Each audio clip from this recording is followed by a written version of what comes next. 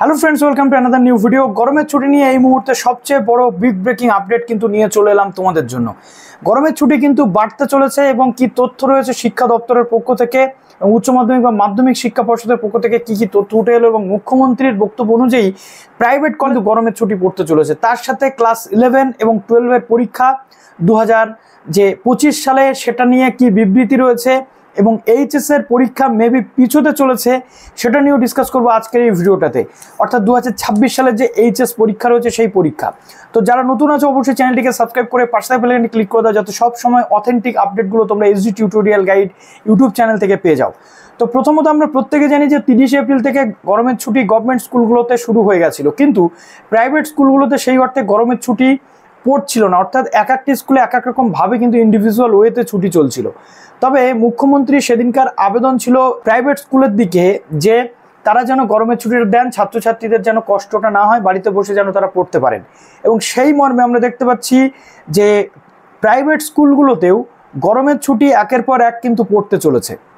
অর্থাৎ অনেক স্কুল কিন্তু গতকাল অর্থাৎ 9 মে থেকে গরমের ছুটি দিয়ে দিয়েছে।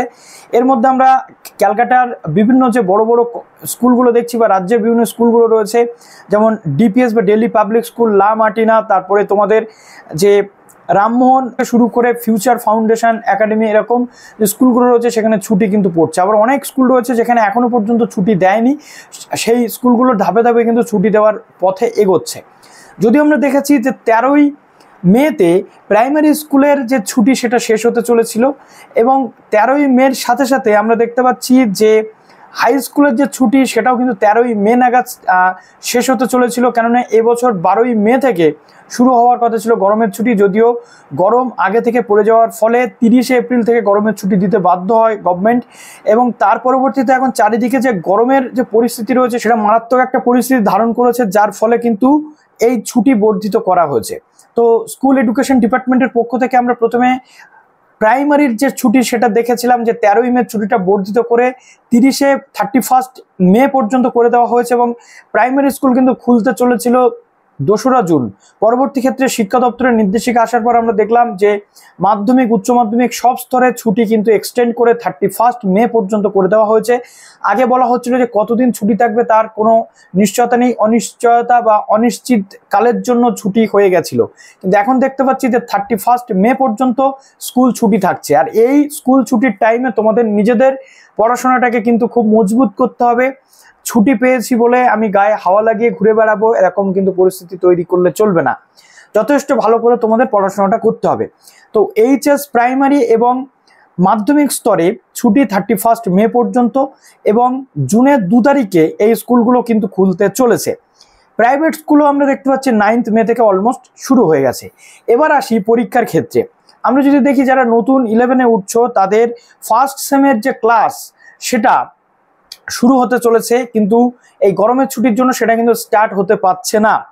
এবং থার্ড সেমের যে এইচএস থার্ড সেম যেটা আরও কিন্তু পরীক্ষা হতে চলেছে, অর্থাৎ সেপ্টেম্বর নাগাদ থার্ড সেমের যে পরীক্ষা সেটাও কিন্তু হওয়ার কথা রয়েছে। এবং 2রা জুন এই মাদ্রাসা থেকে শুরু করে স্কুল সব কিন্তু খুলতে চলেছে। চলে আসছে একটা কনফ্লিক্টের বিষয়। আমরা যদি দেখি যে এইচএস এর যে 4th সেম পরীক্ষা, এইচএস এর যে 3rd সেম পরীক্ষা প্রথমে আগে বলি, তৃতীয় সেমিস্টার যেটা উচ্চ মাধ্যমিকে সেটা 8 থেকে 22 সেপ্টেম্বরের মধ্যে হবে। এবং আমরা প্রত্যেকে জানি যে উচ্চ মাধ্যমিক 3rd এবং 4th সেম মিলে যে রেজাল্ট হবে সেটা নিয়েই এবছর সেমিস্টারে উচ্চ মাধ্যমিকের মূল্যায়ন হতে চলেছে। 8 থেকে 22 সেপ্টেম্বর উচ্চ মাধ্যমিকের সেই 3rd সেম পরীক্ষা রয়েছে এবং চতুর্থ সেমিস্টার রয়েছে কিন্তু 12 থেকে 27 ফেব্রুয়ারি। তো এই 12 থেকে 27 ফেব্রুয়ারি ফাইনাল পরীক্ষা চতুর্থ সেমিস্টার যেটা উচ্চ মাধ্যমিকের সেই যে পরীক্ষাটা সেটা হতে চলেছে। কিন্তু এরই মধ্যে চলে আসছে একটা সমস্যাজনক বিষয়, যেটা হচ্ছে যে অনেক শিক্ষক সংগঠন রয়েছে যারা এই পরীক্ষার ডেটটাকে বদলানোর প্রস্তাব দিচ্ছেন। কেননা এই সময় আবার শুধুমাত্র যে এইচএস এর 4th সেমিস্টার পরীক্ষা আছে তা নয়, 12 থেকে 27 ফেব্রুয়ারি তৃতীয় সেমিস্টারের যে সাপ্লিমেন্টারি পরীক্ষা সেটাও 12 থেকে 27 ফেব্রুয়ারির মধ্যেই কিন্তু করা হয়েছে।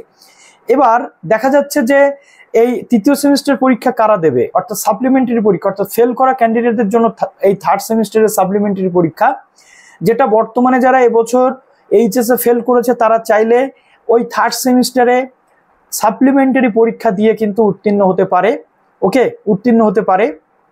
এবছর যারা এইচএস ফেল করেছে তারা থার্ড সেমিস্টারের সাপ্লিমেন্টারি পরীক্ষা ওই সময় হবে, আর ফোর্থ সেমিস্টারের সাপ্লিমেন্টারি পরীক্ষা কবে হবে সেটা নিয়ে এখনো কিন্তু কিছু বলা হয়নি। তো এই সময় একাধিক পরীক্ষার প্রেশার পড়ে যাচ্ছে।